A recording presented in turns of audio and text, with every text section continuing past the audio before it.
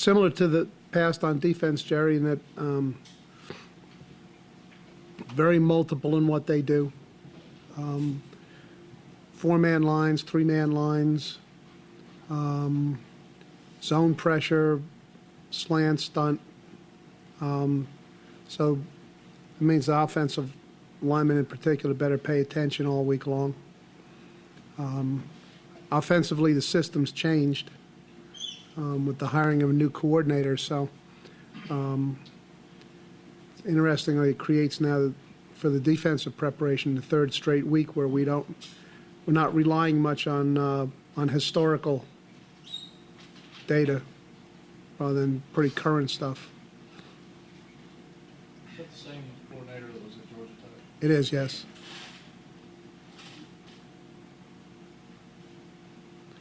A little bit different circumstance in that when he was at Georgia Tech, I think he was, obviously, Chan Gailey is that's his area offense and currently calling the plays there now. So I would suspect that probably it was a mixture of ideas at that time, whereas now it would appear that that he's got full reign to do whatever he wants to do with the offense.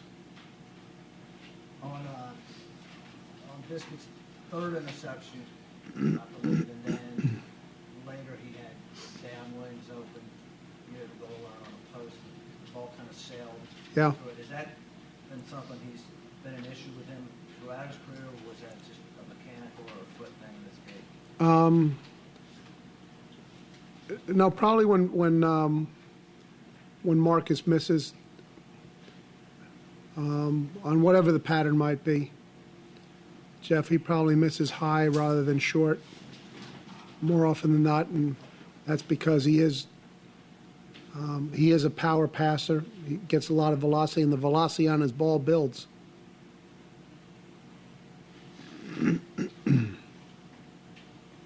What do you do? How does he correct that? Just take an extra second before throwing? Well, just a little more touch sometimes, or just to adjust the bullseye point a little bit to account for it. I had probably Elton as a model. We'd get in those kind of circumstances last year. Elton he'd want it. I guess it's probably similar to end of the game in basketball when certain, maybe the coach is setting up the play and player's not too much interested in the play so much as just, coach, give me the ball. Let me take it. And Elton was that way, and DeBrickashaw responded similarly here on last Saturday. He also ran behind Albert there, so you got a 4-year starter and a guy playing. Yeah. Second. Did that give you pause at all to think to run behind a guy that young? And I was really kind of the same scenario on the other side. A long-time starter and a first-time starter, so it's going to be pretty much the same way either way. And of course, Brick has got his reputation well-deserved for his skills, and I'm sure that probably if a few seconds had elapsed, Brad might have made the same request, but Brick got his vote in first.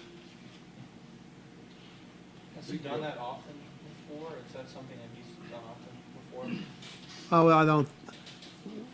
There are only so many 4th and 1s in a game, and there are only so many times where you actually have a sideline huddle beforehand, so I can't say that it's occurred very often, period. I'm sure there's some element of it there, but that's not something that, we didn't discuss it before that game. I don't expect that I'll discuss it here before this one. We're just going to discuss about how we have to play, and we're still obviously a progressing team, so there's a lot of things that we need to do for the first time, or there are a lot of things that we need to do better than what we've been doing in almost every area if we're going to progress such that we're able to continue to make a move throughout the course of the season. This is an unusual home schedule in that this is the only game in a 4-week stretch, so you're at home. Do you think the players and coaches are typically eager to play at home again, knowing you're not going to do it until. Yeah, I think it's October 16th. a little bit of the same situation, Jeff, as we had last week. That is, as we'd said last week, even though we had played a game with that extended training camp, the longest in number of days that we've ever had, played a game, then we had another week of practice. Last week was almost like playing the season, starting the season all over again. And this week it's almost like having the home opener all over again. It seems like, I mean, that Western Michigan game doesn't seem a whole lot closer than the Temple of the North Carolina games of last year do, really. Two games in, have you learned more about your team having played and won a couple of competitive games than you would have if you'd won 30-0? Yeah, I think particularly with this this team, Ed, you know, maybe last year we had a veteran team with a lot of proven players, and we won by some substantial margins early.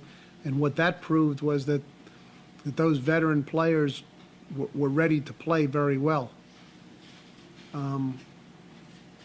So there was a good message in there, even though the scores weren't as tight as some other games. This year it's a little bit different circumstance. We're really trying to learn. We are learning in each game how certain players are going to respond in different competitive situations. So probably has been good for us in these two games. He was very integral to what had to be done the other day. It was an inside game. You know, he's not really, from a size standpoint, the prototype of the guys who play in there for us. And it was an inside run game. There wasn't much to the edge.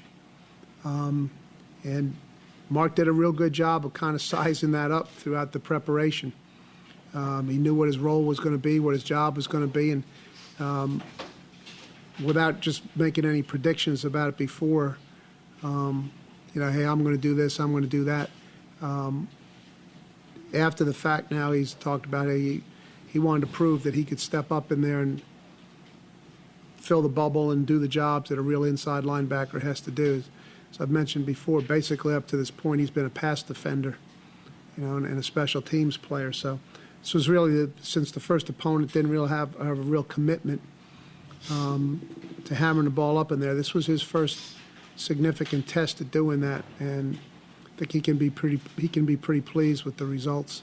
When Wally does come back, do you anticipate still continuing to use Snell in the fullback at all, or at tailback, I should say, or would you go back? Well, Jason has all the roles that Jason had the other day will be roles that Jason continues in here probably for the next 2 years. You know, he did, and that was one of the things that was very significant about what enabled the team to win the other day. There were a number of players who have very specific roles on the team, and they understand what those roles are. They understand the expectations of performance in those roles. They got ready for them, and when they had to do it, they performed very well in it. Jason is a very good example. We've already talked about him in the conversation here about his contributions as a runner and a blocker. He had a couple of catches in the game. He had a tackle on punt coverage, and he had a couple blocks on kickoff return. So, you know, there's a lot of that's his role.